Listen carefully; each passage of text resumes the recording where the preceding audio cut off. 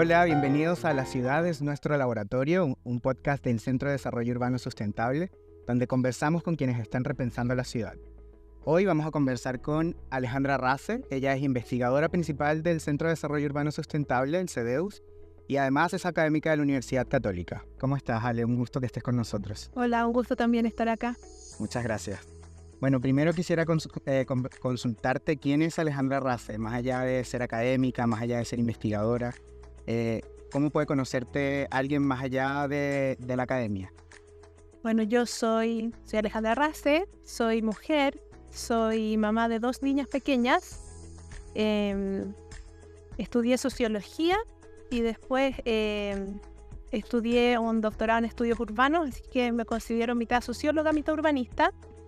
Empecé muy chica acá en la academia, en la universidad, así que ya voy a cumplir el próximo año 20 años de investigación. Y soy nadadora también, nado desde que tengo uso de razón y creo que esa es una de las partes como que más cariño tengo en mi identidad. Mira, qué interesante. También conocí un poco más de ti hoy. Oye, Ale, ¿y tú investigas varios temas, sobre todo la segregación urbana, la vulnerabilidad? ¿Cómo llegaste a ese tipo de temas? ¿Fue algo planificado o fue algo que la vida te fue llevando hacia ese lugar?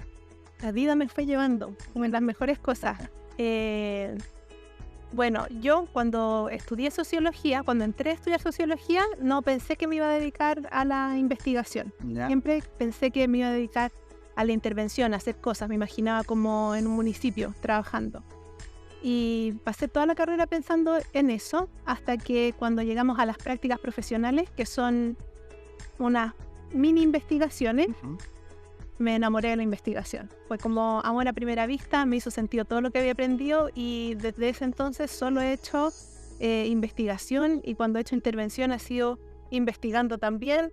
En esa época estaba yo trabajando temas de informalidad económica, de empleos informales, básicamente empleo, pero siempre en el contexto de pobreza y vulnerabilidad.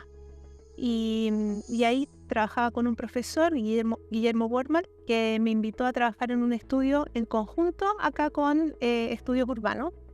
Y ahí por primera vez trabajé en los temas de vivienda y ciudad y me encantaron. Me di cuenta que yo trabajaba estos temas pensando en desigualdad, en vulnerabilidad, y mientras en el caso del empleo eso se circunscribía a un espacio específico, a un ámbito, en la ciudad se superponían todas las desigualdades. Entonces, cuando uno decía, hay una persona, hay un hogar que vive en un contexto, por ejemplo, segregado, por ejemplo, periférico, esa persona llegó ahí porque sufrió en su biografía una suma de desigualdades. Claro. Y después, por vivir en ese territorio, tiene unas consecuencias que se expresan en nuevas desigualdades para ellos. Que se agudiza la desigualdad. Se agudiza la desigualdad, las que ya traía biográficamente. Y entonces me quedé y desde esa época, eso fue el año 2005, que estoy trabajando en estos temas. Wow. Y en estos 20 años, ¿qué has podido notar también del tema? ¿Cómo ha ido evolucionando o involucionando? ¿Qué es lo que más te llama la atención, pensando que es un tema amplio y complejo también, desde la perspectiva de la persona, pero también de la ciudad, del territorio, como tú lo planteas? Bueno, este es un tema, todos los temas urbanos son siempre nuevos porque la ciudad va cambiando y además va cambiando la manera de enfrentar esos temas. Por una parte uno tiene que, hoy en día la ciudad, así como tiene, cuando yo enfrenté este tema por primera vez, el problema ¿cuál era? Que había unos enormes bolsones en la ciudad de vivienda social segregada, en que las personas lo único que querían era devolverse a sus campamentos, porque la calidad de vida que les ofrecían estas viviendas, aunque eran en propiedad y aunque eran sólidas, era muy baja y preferían volver. Y ese era el problema que en 2005 se enfrentaba, cuando yo empecé a trabajar en esto. Hoy día tenemos otro problema, hoy día tenemos una crisis enorme de acceso a la vivienda. La gente no tiene posibilidad de acceder a la vivienda, tenemos campamentos que están creciendo cada vez más, tenemos personas en allegamiento, ya no solamente pensando en las personas de menores ingresos, sino también personas que a lo mejor son de clase media baja, también están teniendo problemas para acceder a la vivienda. Entonces es otro el problema, es la desigualdad en el acceso a la vivienda. Claro. Y así uno va viendo cómo cambian los temas en la ciudad. Hoy en día hablar de desigualdad, de pobreza, de vulnerabilidad en vivienda, es hablar de la imposibilidad de acceder. Antes, cuando yo empecé, era respecto a la calidad de la vivienda y la segregación y los efectos de eso. No quiere decir que hoy día la segregación no importe, Claro, pero sí hay mucho más que está pasando. claro, se va complejizando el problema de alguna manera. Exacto. Y en estos 20 años, qué interesante, porque así como has visto los cambios en el fenómeno, ¿qué significa para ti? Porque claro, partiste y te enamoraste del tema, pero ¿cómo ha ido cambiando tu aproximación a esa área de investigación? Bueno, así como uno parte en un tema porque le parece interesante, atractivo, etcétera, a medida en que uno va pasando años en el tema, va también aprendiendo de uno mismo, y va también aprendiendo por qué uno está en esos temas, teniendo una postura más propia. En mi caso en particular, cuando partí en los temas de segregación, claramente lo que me molestaba era la injusticia, la sensación de injusticia respecto de mucha gente que había ahorrado, que había hecho un esfuerzo, que había accedido a la vivienda y que en lugar de tener una mejor vida, estaban teniendo una peor vida, peores consecuencias. Pero después uno ve el abanico completo, después uno se empieza a involucrar en política pública y entonces es más que eso. Entonces también tiene que ver con el acceso al suelo, tiene que ver con las políticas públicas que generan incentivos para que las viviendas se desarrollen de una u otra manera. Tiene que ver con lo que pasa cuando se expande la ciudad y cómo eso tiene consecuencias sobre todos los que residen en ella, no solamente sobre los que quedan en la periferia, sobre todos los demás. Entonces uno va complejizando la mirada, uno va incorporando nuevos factores, pero uno nunca pierde lo que originalmente te llamó del tema, que es en ese caso la sensación de injusticia en la ciudad, de desigualdades urbanas y la búsqueda por contribuir, aunque sea un poco, a que las personas tengan acceso a la vivienda y a través de la vivienda acceso a la ciudad, a una ciudad que les dé oportunidades, calidad de vida, bienestar. Interesante, muy, muy importante, muy valioso. Y haciéndole como clic a todo ese tema de la desigualdad, bueno, esta semana se conmemora el 8 de marzo, es un tema del que no podemos dejar de hablar, del Día de la Mujer. También me gustaría preguntarte qué tan relevante es la perspectiva de género en toda esa área de investigación y también pensando en lo que también has investigado, por ejemplo, el tema de la inmovilidad y el cuidado, que es un tema que tú has abordado y que también está asociado a toda esa desigualdad en la ciudad. La ciudad no es la misma para los hombres que para las mujeres. Yo creo que eso es como... Hay que partir de esa base y no es la misma por distintos motivos.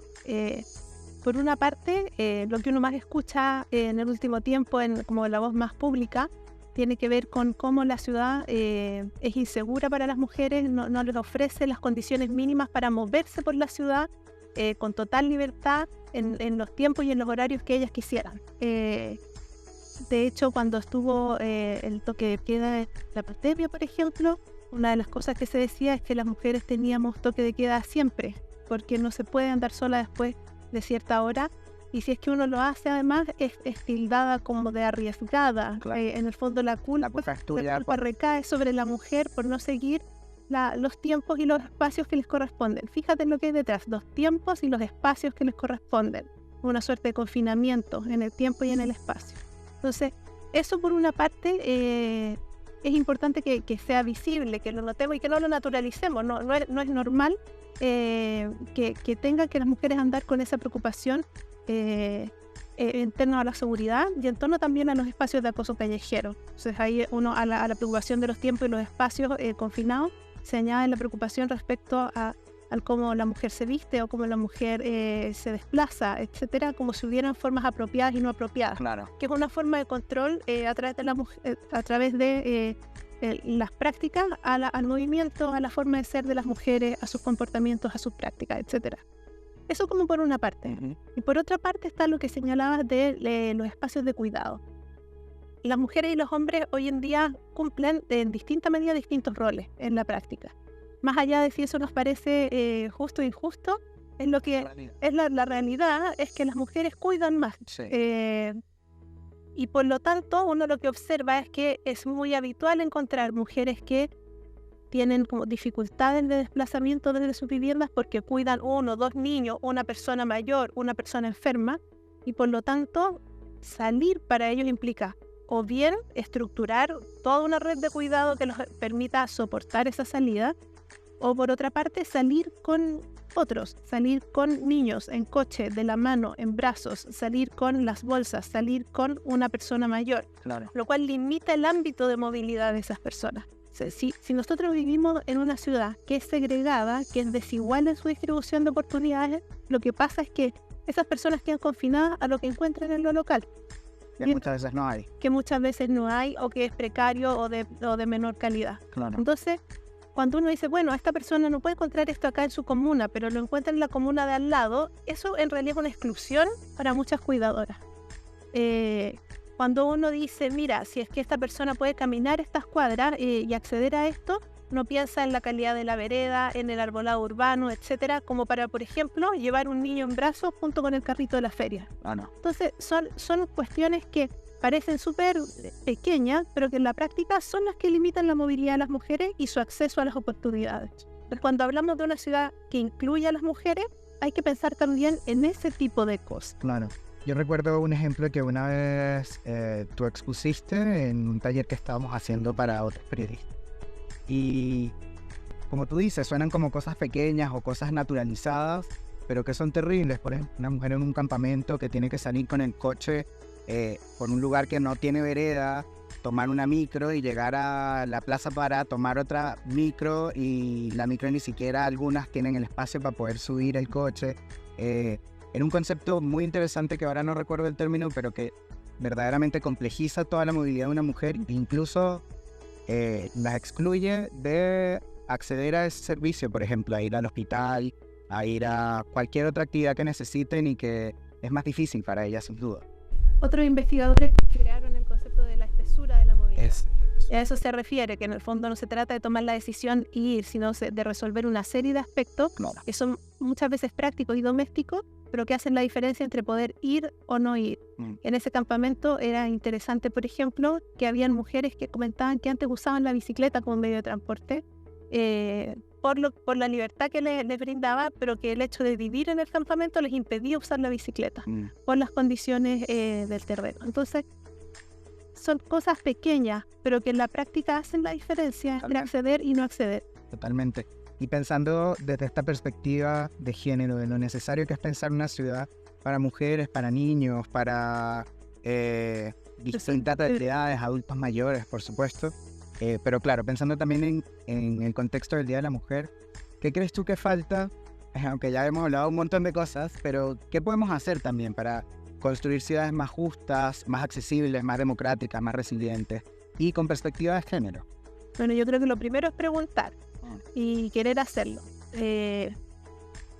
Muchas de las cosas que nosotros nos encontramos en la ciudad están hechas con un estándar que está pensado como para una persona de una cierta estatura que se mueve sola y que no tiene ningún impedimento. Y esa persona es ficticia, o bien corresponde a un segmento de la sociedad, pero no corresponde a la totalidad de la sociedad. Entonces, pensar cuando estamos diseñando proyectos urbanos, equipamientos barriales, etcétera, en todas las posibles personas que podrían usar en la práctica ese espacio. Claro. Eso es como lo básico, como pensar en ello. Que suena tan básico, pero no se hacen. Pero en la práctica cuando uno trata de andar, de caminar por la vereda, en algunos sectores, ni siquiera cabes tú con 2 bolsas. Claro. Entonces, ¿cómo vas a caber con un coche o con un niño en la mano? Eso es lo primero. Tener la idea de que no existe un sujeto estándar, sino que existen múltiples sujetos de distintas proporciones que necesitan moverse con distintas necesidades, obstáculos, recursos, etc. Y en segundo lugar, preguntar. Acá, cuando uno hace participación ciudadana, por ejemplo, generalmente se hace un único llamado, como si la gente, todos tuviéramos los mismos horarios y más o menos pudiéramos participar de la misma forma. Pero también hay que llamar, por ejemplo, a los niños, sobre todo si es un espacio público. Claro. Y entonces ahí uno puede hacer una participación con atención a infancia. Uno puede especificar si es que no llegan a tu participación personas mayores, uno puede ir y hablar con personas mayores en específico, que sean líderes que tengan un rol en su comunidad o que no lo tengan, pero que puedan, en el fondo, entre ellos y los que tú encuentres que viven en el lugar, darte una perspectiva diferente, desafiar un poco lo que tú puedas pensar de antemano. Es muy interesante también, recuerdo un documento de política pública del centro que hablaba le consultaba a la infancia y los resultados eran muy distintos a las necesidades que pensaban los adultos que tenían los niños. Ahí se hizo un trabajo súper lindo porque lo que se hizo fue trabajar con niños que estaban en escuelas en un sector de Puente Alto y se trabajó primero haciendo que los niños pudieran imaginar un espacio distinto, porque los niños han vivido en un espacio en que toda su vida no ha cambiado tanto, porque tienen pocos años. Claro. Entonces tienen que poder imaginar que cambia. Y entonces se trabajó, por ejemplo, con postales, dibujando encima qué es el tipo de cosas que podían hacer, invitándolos a narrar como cambios positivos en ese espacio, para finalmente terminar diseñando una plaza que efectivamente se construyó. Sí. Pero lo interesante ahí es eso, es que a veces hay que hacer un camino para abrir la participación de ciertos grupos. Con las personas mayores pasa también lo mismo. Sobre todo si tienen problemas de movilidad, no van a llegar a tu reunión. Claro. Pero eso no quiere decir que no sean usuarios del espacio, que no tengan una perspectiva que aportar. A mí me ha pasado mucho trabajando, con niños. Una de las cosas que salió fue la atención por los animales, que es algo que a lo mejor participando con personas adultas no hubiera aparecido. Claro. Conversando con personas mayores uno se da cuenta que ellos tienen mucho temor a compartir la calzada con bicicletas, porque pueden perder el equilibrio y caer, y eso significa para ellos una pérdida de autonomía brutal.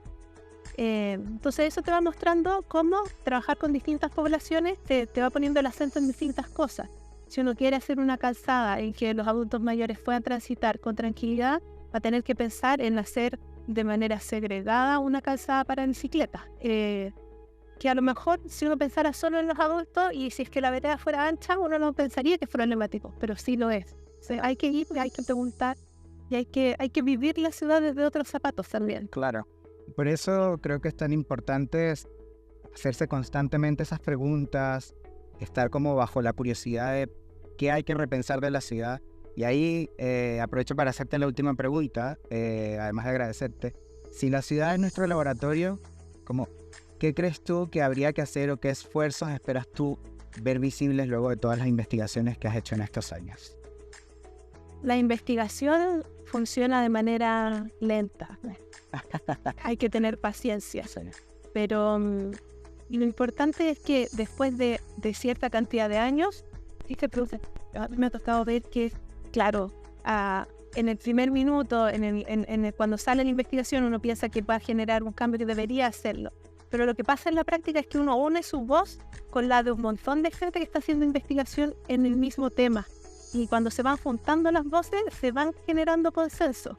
Cuando yo empecé no existía en la política pública ninguna referencia en Chile a la integración social, a que era importante la integración social en la ciudad. Y eso desde hace unos años ya está incorporado y hay instrumentos específicos que pueden no ser tan buenos, pero que existen instrumentos y que se pueden mejorar. Claro. Y sobre todo que hay una importancia al tema.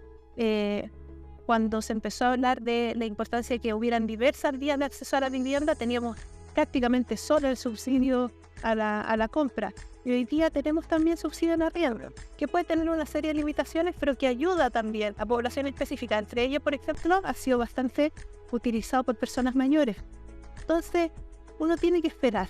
¿Qué es lo que yo espero? Que en la medida en que se va acumulando conocimiento y en que vemos muchos que vamos diciendo más o menos las mismas cosas y llegando a cierta certeza, se vayan produciendo cambios en mejorar la integración social de la ciudad, en mejorar el acceso a la vivienda y en mejorar en el fondo la calidad de vida que las ciudades están ofreciendo a sus habitantes de manera equitativa y no necesariamente solo para los que viven en algunas partes, sino para los que viven en cualquier parte de la ciudad. Ojalá que sí sea. Ale, te agradezco mucho tu tiempo, un gusto tenerte acá en esta nueva temporada de La Ciudad es Nuestro Laboratorio. Y nada, un gusto y ojalá más adelante podamos volver a conversar y se haya visto algún avance en todo lo que hemos hablado y que no haya que esperar 20 años para verlos de nuevo. Ojalá, un placer haber estado con ustedes. Muchas gracias.